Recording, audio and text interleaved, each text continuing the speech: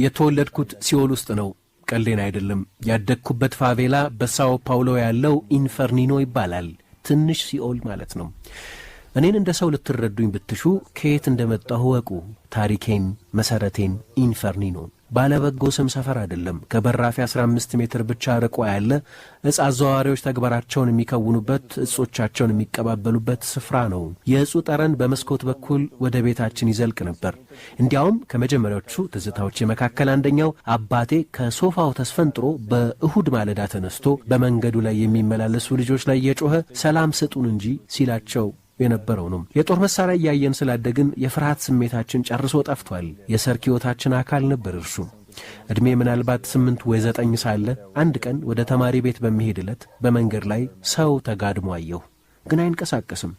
ተጠጋሁት፣ ሞቷል። ሌላ መንገድ አልነበረምና ዓይኔን ጨፍኜ ተሻግሬው አለፍኩ። አስከሬኑን ተሻግሬው አለፍኩ።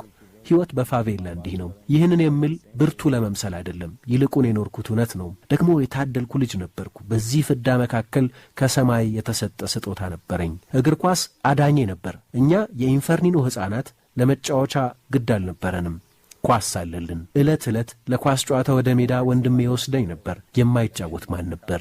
ልጆች፣ አዛውንት፣ መምህራን፣ የግንባታ ሠራተኞች፣ የአውቶቡስ ሾፌሮች፣ ዕጽ አዘዋዋሪዎች፣ ጋንግስተሮች ሁሉ እዚያ ሁሉም እኩል ነው። በአባቴ ዘመን መንገዱ የጨቀየ ሜዳ፣ በእኔ ዕድሜ አስፋልት ነበር። በመጀመሪያ በባዶ እግሬ እየደማሁ እጫወት ነበር። ድሆች ነበርና ጫማ መግዣ የሌለን ምስኪኖች። ትንሽ ነበርኩ፣ ግን ከፈጣሪ በተሰጠ የፌንታ ጸጋ የምጫወት አብዶ መስራት በውስጤ ነበር። እንደ ደመ ነፍስ ደግሞ ማንንም የማልፈራ ዕጽ አዘዋዋሪዎችን በኤላስቲኮ የማልፍ፣ በአውቶቡስ ሹፌሮች አናት ኳስ የማሳልፍ፣ ሌቦችን በሎጬ የምሸለቅቅ፣ ለማንም ግድ ያልነበረኝ። ኳስ እግሬ ስር ስትገባ ያን ጊዜ ፍርሃት የለም። የኳስ ጥበብን ከሮናልዲኞ፣ ኔይማርና ክርስቲያኖ ተማርኩ። ምስጋና ላጎቴ ቶኒዮሎ ይሁንና በዩቲዩብ አጠናኋቸው። የደም አጎቴ አይደለም፣ የጎረቤት አጎቴ ነው። ቤተሰቡ ያደረገኝ፣ የዋይፋይ ፓስወርድ እንድሰርቀው የፈቀደልኝ፣ የቪዲዮ ጌም ሳይቀር ያጫወተኝ። ቶኒዮሎ 2 ቁራሽ ዳቦ ቢኖረው አንዱን ያለ ስስት የሚያካፍለኝ ደግ ነው። ሰዎች ስለ ፋቬላዎች ይህንን አይረዱም። አንድ መጥፎ የሚያደርግ ቢኖር ደግሞ 2 ባለቀና ልቦች አሉ፣ እንደ አጎቴ ቶኒዮሎ ያሉትም። በተሳሳተ ቦታ ግን ከትክክለኛ ሰዎች ጋር ያደግኩ ነኝ የምለዚያ ነው። በዚህ መሃል የመጀመሪያውን መልአክ በሰፈሬ ሲያልፍ አገኘሁት። በመንደሬ በኳስ ራቀቅ ሳለሁ ይህ ሰው አስተዋልና ስለ እኔ ጠየቀ። ያ ትንሽ ልጅ ማን ነው?